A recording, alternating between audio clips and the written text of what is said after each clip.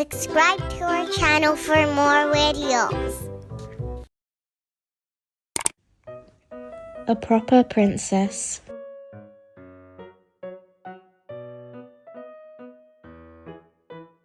Before Aladdin came into Princess Jasmine's life, every day was like the one before. Her time was spent inside the palace out of the royal gardens with her only friend, Raja the tiger. Jasmine often wondered what life was like beyond the tall palace walls.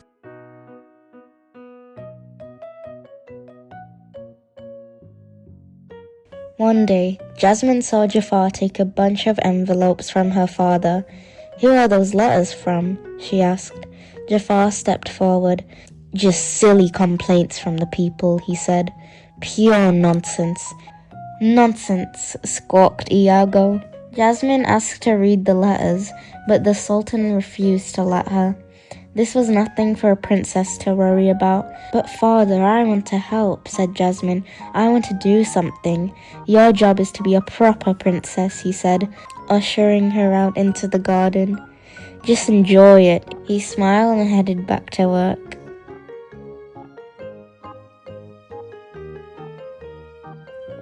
Raja followed Jasmine as she paced.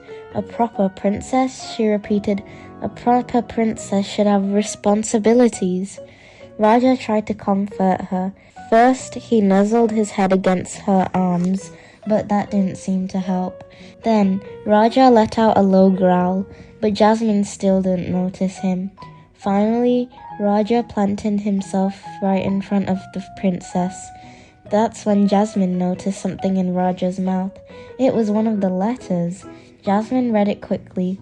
The letter was from a merchant who was really upset about the old town square. It was falling apart. She had to find out more. But how? Jasmine would have to see over the palace wall. She tried and tried and tried, but it was a very high wall. She walked round looking for another way.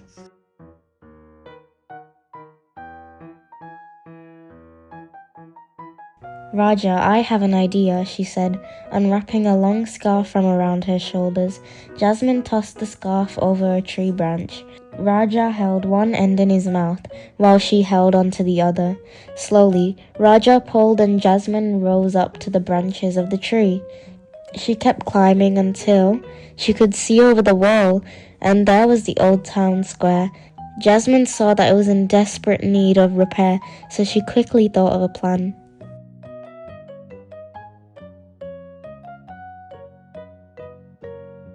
Jasmine rushed to tell her father about it, but he interrupted her and became angry when he learnt that she had climbed a tree. "This is not proper behavior," he scolded. Jasmine wouldn't give up. "But most of those letters are surely about the square," she said, picking up another one from his desk. "Father, have you read any of them?" The Sultan hesitated, then shook his head. Jasmine described what she's seen and told her father about her idea. "What Agrabah really needs is a new central marketplace." "With what funds?" hissed Jafar as he slithered through the open door. Jasmine knew in her heart that Jafar did not care about the people. "I will fund it," she said boldly. "I will happily offer my jewels for such an important project." Jafar chuckled. "Proper princesses do not give up their jewels." "Jewels," squawked Iago. The Sultan hushed to surprise Jafar. "A new central marketplace in Agrabah," he said, looking at his daughter with pride. "Yes, let's do it."